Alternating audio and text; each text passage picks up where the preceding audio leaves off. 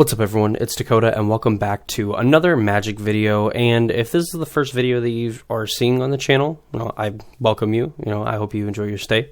And if this is you returning to watch another video, you might have seen before that I kind of do videos like this that kind of pertain to Magic strategy and trying to talk a little bit in depth in certain ways and different aspects of the game at a competitive level to kind of help you push to that next level or kind of keep things in mind and things to practice as you kind of continue on your journey into just becoming a better Magic player or finding success in the competitive realm of Magic. And in recently listening to a podcast in the Humans of Magic YouTube channel, which really great person, really cool channel, interviews some really awesome people, a lot of people that I looked up to and a lot of people that I like in the Magic community, especially like going through kind of like my own competitive Magic journey and like the, middle to late like 2010s into the, 2020s and before COVID and everything, obviously. And there was an interview that they did with Patrick Sullivan. And Patrick Sullivan talked about Brad Nelson and his like approach to playing the game and the kind of the approach that we're going to like talk about. And the thing I want to talk about is memorizing the first like 4 turns of the game, and from there being able to kind of figure out how the game is going to continue on and eventually reach an ending, hopefully in your favor. And I thought that was kind of interesting. Patrick Sullivan was talking about like Brad Nelson kind of having this approach to competitive Magic, and I think it's like very much into the realm of like a chess kind of way of studying and getting into those sort of things. So we're going to kind of talk about it and try to understand like the approach. If it kind of sounds weird to start, especially with all the different variations that you could see in Magic, just not from your own deck that you could be playing, but maybe what your opponent's even playing. Of course, before we get into that, if you are not already subscribed to the channel and you want to see more videos like this, I do a lot of Modern and Pioneer content. It's really all that I do on the channel, on top of doing some kind of fun, like longer form, like top-key type stuff. So if that interests you, please consider subscribing, ring the notification bell. Free, easy ways to support my channel and support me as a content creator. And in the description down below, you'll find a link to the Discord server as well. If you want to join over there, talk about some Magic, things like that, I'm always up for it. Go ahead and join over there if you will. So kind of understanding this idea of studying the first 4 turns of a game.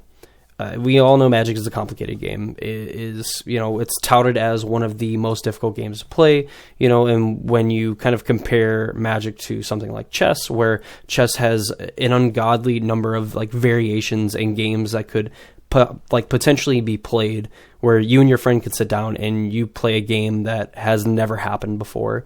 And in Magic, with the expansiveness of like the card pool and stuff, we know that the possibilities are probably even in the, how many times greater than like a chess game, who really knows? But, just in having that idea, and even in competitive Magic, where a format like Modern, where there's like 10, 15, 20 viable decks that could be played, that your opponent could play. Now, obviously, we know metagame numbers and stuff aside, there is, that human element of like, we're not necessarily kind of like funneled into numbers and stuff. Like really, there's just a possibility that like you sit down across from somebody and they're playing just about anything. I remember watching the Apex Invitational. Either it was the Invitational event or it was like the last open that they had before their Invitational, and there was a deck called Kragenwick Reanimator that I had never seen before. I understand the concept and everything, but it's just like an out of left field deck from a player that I know. At least the last time I played them, they were playing like Team of Rhinos and stuff, and then they were on this deck pretty hard, the Kragenwick Reanimator deck. Pretty good, for a while. So just to kind of give you an idea of like players' approaches and things like that. So to kind of come back to the main part of why we're talking about just Magic and competitive Magic in general, understanding that the first 4 turns of the game and understanding how crucial kind of that thought is. Now, you can, when you have, the deck that you pick, like for me, I play a lot of like Black-Green Yawgmoth, I want to kind of understand basically like how do I want to navigate okay, so once you kind of understand how you want to go, you want to go like turn 1 play a mana dork, and then turn 2 you want to play some more mana dorks and use all your mana efficiently, and then when you get to like turn 3, turn 4, you want to look into like, okay, how am I going to start to close the door in the game? How am I going to go and get a Yawgmoth if that's the piece that I'm missing?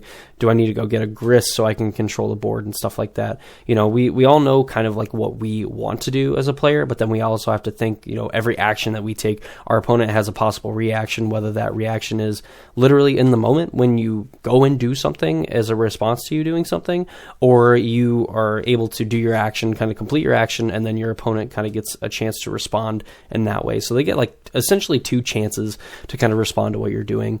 And while you're thinking like this is probably going way deeper than it needs to, you just kind of like play spells, play magic, it's definitely something that I think a lot of the top players think about in one way or another, whether they come right out and say that that's their approach to the game, or just mentally like that's the approach and that's not necessarily how they see it, which I think is important to kind of like talk about, and share your experiences and your approaches and stuff. And I really like this, map out the first 4 turns kind of take of it, because you're kind of using, multiple different things that we have talked about on the channel to kind of like identify how those 4 turns could possibly go and kind of the direction that you want to steer your opponent into. So we've talked about, identifying what your opponent's playing and figuring it out ASAP, while also trying to mask what you're doing to kind of give enough doubt to where your opponent could play in a way that makes a mistake. And of course we've seen in games of Magic where both players can play really, really well, play really tight, and one of them makes even the smallest mistake, on this, razor's edge, what we call Modern or even Pioneer, can end up being the difference of winning the game and ultimately losing the game, and potentially even losing a match as well, and kind of maintaining that kind of, mindset of just being able to focus on the game and play to the best of your ability. So, you're really working on, identifying what your opponent's doing, identifying the hands that you need to keep that are actually going to be able to kind of get you to a game plan. And that can even help with your mulliganing as well. If you look at your hand and you're like, okay, I can do this, this, and this.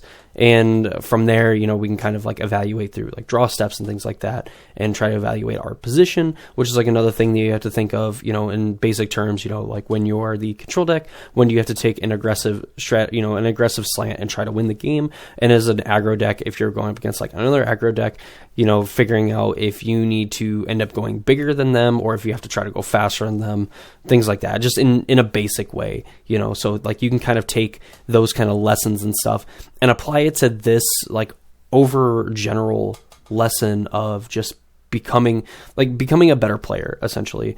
And the better that you're able to kind of like map out, and the more that you play, the more lines that you're going to be able to find in not only just what your deck is able to do, but what your deck can do in other matchups and what your opponent's trying to do as well. And I think the best way of doing it, is understanding all the different archetypes, understanding, the most played decks, and figuring out exactly what they want to do. So while in the overgeneral sense, I think like mapping out your 4 turns definitely starts with you playing the deck that you are taking to tournaments, the deck that you want to try out and play, and maybe eventually take to FNMs, take to RCQs, take to regional championships, and so on. You definitely need to have kind of like that idea of like, okay, this is what I want to do, and then you start asking yourself these questions of like, okay, what if I'm playing against Blue-Red Murktide? What if I'm playing against Amelia combo? What if I'm playing against Rakdos midrange? What any of those decks, figuring out like, okay, what are they looking for? And when they mulligan, like what do their usual like 5 and 6 card hands like look like, to where I can kind of be prepared, and I can kind of like even go into, further like, okay, like this is what they're planning on doing. And really for like a lot of decks in Modern, like if you can't figure out like what your opponent's playing on turn 1, or at least have it narrowed down to like 1 or 2 decks at that, I guess like 2 or 3, because like if you have it narrowed down to 1, you basically have it. There's just like different, like minute different variations of that from there. But if you get it down to like 2 or 3, turn 2 could definitely open the door for like the big surprise, I guess, of what you're actually playing against and how to kind of proceed from there. And it is definitely going to test your skill as a player that how are you willing to like kind of shift your game plan and kind of like deviate from what's going on? And, again, we keep going back to, really the whole subject of the video in, planning out those few turns that can definitely help you at least kind of be comfortable. You can play a little bit quicker than your opponent. Maybe it kind of throws them off. I definitely get nervous when players try to play at like a super fast pace and just try to kind of like push and hurry things along. Like, this is a way that you can kind of do that without, using really a lot of words and like being pushy and like forcing your opponent to do things. Cause if your opponent's rush, or even if you rush yourself, you're very prone to make mistakes. And, this could definitely like open up the door, especially if you're like, you already know, like, I'm going to go A, B, C to D. That's it. Whatever my opponent does, then like I just take a different route to B, I take a different route to C, and I still end up at D in the same way. Just I had to take, a few extra turns to get there, metaphorically and literally, maybe take a few extra turns to actually get to the end goal. So really like fitting this into kind of like your repertoire of, things that we've talked about, where you kind of improve your playtesting in, significant ways, which I think it's been a while since I made like a tips to playtesting. I think that there is a right and a wrong way to kind of approach playtesting, especially if you're playing in person versus like playing online. So maybe that video will come up like something like next week or whatever. I can definitely kind of redo that, just because there's some different techniques that you can take now in 2024. But to improving your different types of playtesting, to evaluating your mulligans, to evaluating matchups, to kind of evaluating positions in the moment. It's something that, as a player, like as you kind of play more, you're able to kind of like tune these details. And I think as you kind of go through some more Magic theory and things like that, and you kind of take like a chess player's approach to the game of Magic, it does kind of go a long way. And for me personally, in taking a more chess player's approach, where you kind of like look at different decks, you see what they're trying to do, you try to understand what they do. And even if you kind of put yourself in their shoes a little bit and you try to like play it out, I mean, you're never going to get to the level of someone that is played a deck for, 5,000 hours or, whatever, like an insane amount. You're never going to know like the intricacies that deeply and, just out from memory and be able to execute them like quickly enough, especially in times where you need to do them quickly, where you're very limited on time, whether, limited time in the round or just, playing with your own timer on a Magic Online. However, if you understand, at a base level, like if you're able to go deeper than necessarily like the average player and at least kind of have some understanding of what is going on, you're going to be way better off than, some of the average players that play those decks simply for the fact that what they want to do. You kind of know what they want to set up.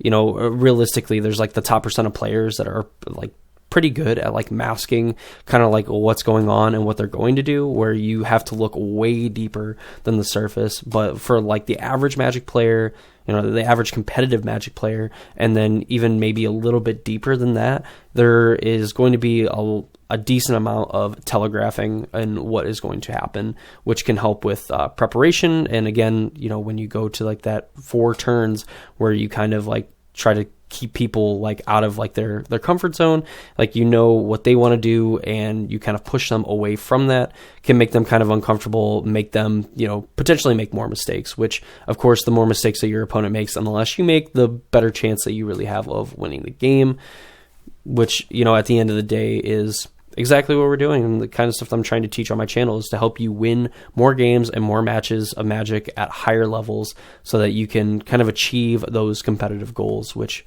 is, the point of like a series like this, and just kind of like exploring the different ways that we kind of approach the game and different ideas, going forward. So that's really all I want to say about the topic. It definitely is something that I'm going to reference, kind of going forward. It's definitely an interesting mindset. If you have any other ways that you kind of like tackle the games, whether, it's via like playtesting to kind of understand whether you just like a deck list, things like that, you know, please be sure to leave the comments down below. I would love to read them, respond, and talk about, you know, anything, you know, competitive Magic theory. If there's anything that you kind of want me to go over and discuss and go in depth into as well, you know, feel free to leave them in the comments down below, or if you want to join the Discord server and message me on Discord and tell me about them, you know, I'm definitely open for that as well. I want to be able to keep making videos like this because I think it is kind of important, and I don't think you see it enough, honestly, from other creators. I might not be looking in the right place, but I know that you can, you know, I think it just needs to be something that's discussed more. So yeah, I hope y'all enjoyed the video. If you did, please leave a like, and of course, you know, your comments, anything down below. Subscribe to the channel, ring the notification bell, join the Discord server, all that fun stuff. That's gonna do it for me. Hope y'all enjoyed it, and I will hope to see you all in the next video.